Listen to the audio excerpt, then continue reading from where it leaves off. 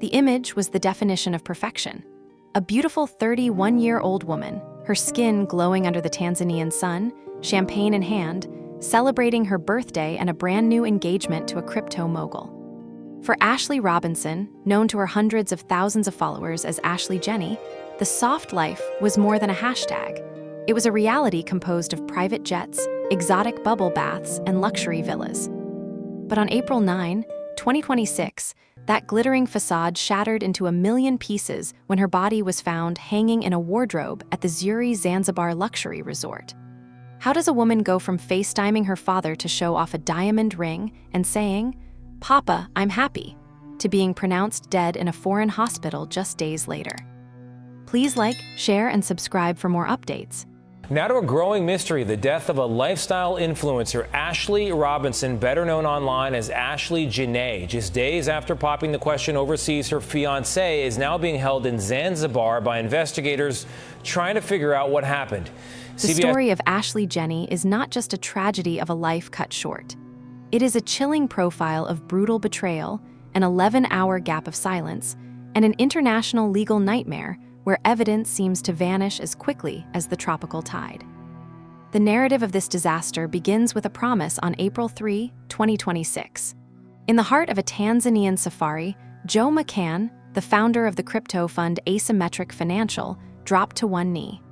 Ashlee, appearing radiant and full of life, shared the video of the proposal with her audience, capturing what looked like a fairy tale moment. Her family saw a woman at the pinnacle of her joy. Her father, Harry Robinson, would later recount how she called him immediately to show off her engagement ring, her face beaming with the kind of happiness that suggested her future was finally secure. This was the version of Ashlee the world knew, the beacon of light, who celebrated life with infectious energy.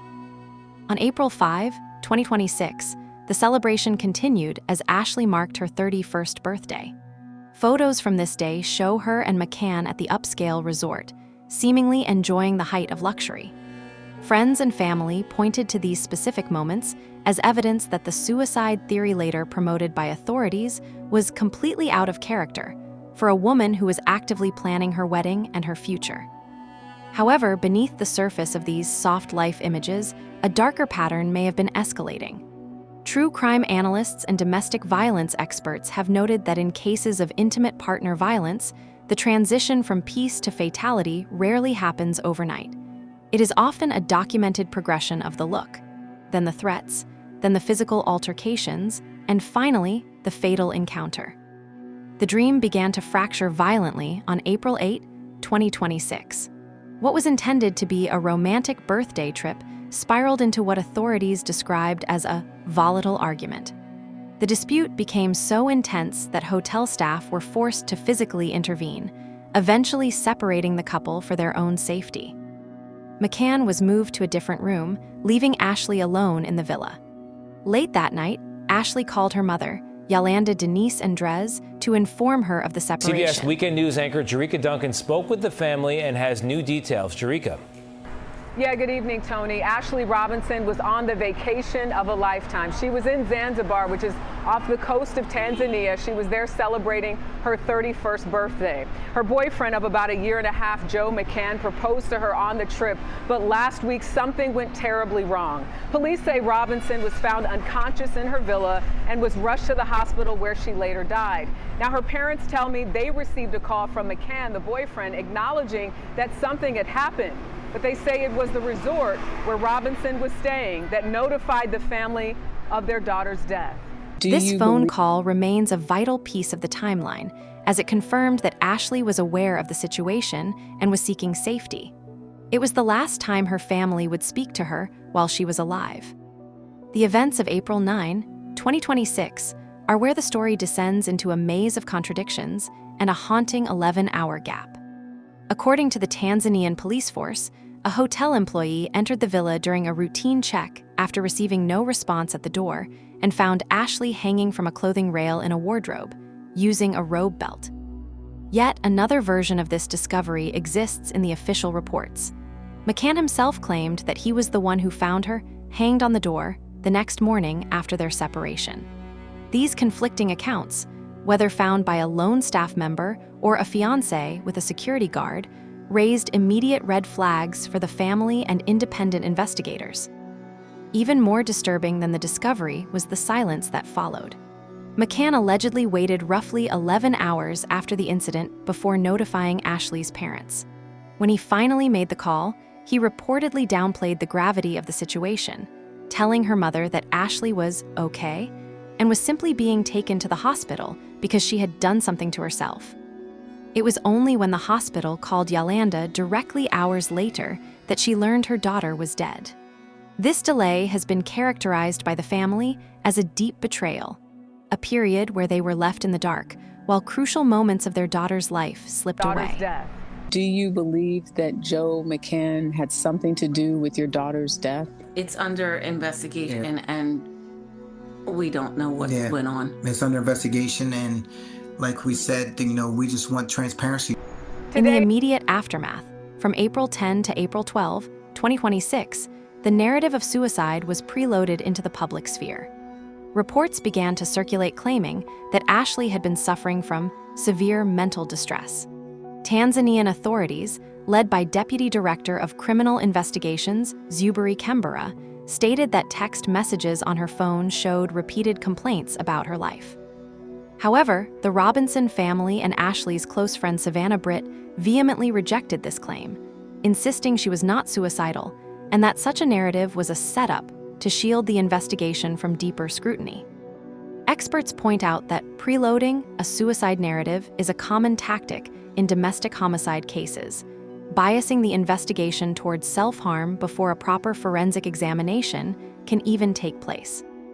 On April 15, 2026, the investigation took a more serious turn when Tanzanian authorities confiscated Joe McCann's passport. He was questioned as a witness, though local police were careful to state that no arrests had been made. During this time, McCann remained largely silent, a choice his legal team likely advised, but one that the family interpreted as a legal exposure silence that cut them off from any answers. The family was left to rely on social media and international news for updates, as the Zanzibar Police Department was under zero legal obligation to share autopsy results, phone data, or surveillance footage with the U.S. Embassy or the victims' relatives. Today, investigators in Tanzania held a news conference where they said they are questioning McCann and they are holding his passport until the autopsy results are complete.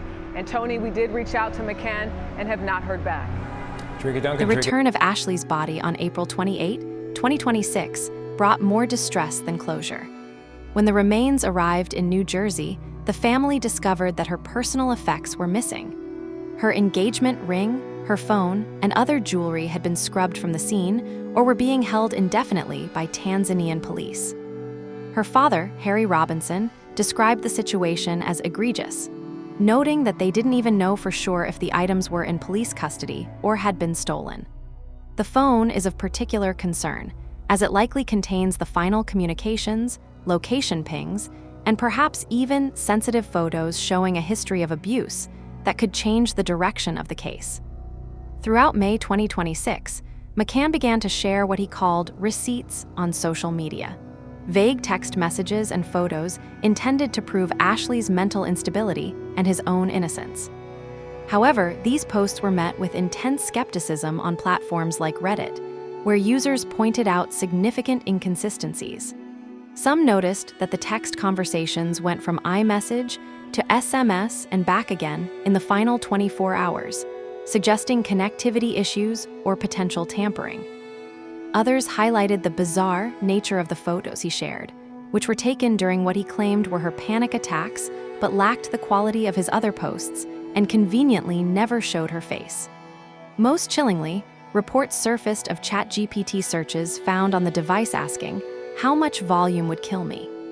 While McCann's supporters saw this as proof of suicide, skeptics questioned who was actually in possession of the phone when those queries were made, especially given the unexplained 11-hour silence before the family was notified. The investigation officially concluded on June 4, 2026, when authorities in Tanzania ruled the death a suicide by hanging. They maintained that text messages and witness statements from the hotel proved Ashlee was in a state of severe mental distress. With this ruling, the case was closed, no individuals were implicated, and Joe McCann was cleared to return to the United States. For the Robinson family, this was the autopsy trap, a situation where a foreign government chooses the path of least resistance to make the press go away and stop the embassy from calling. The case of Ashlee Jenae now stands as what experts call a Natalie Holloway diagnosis.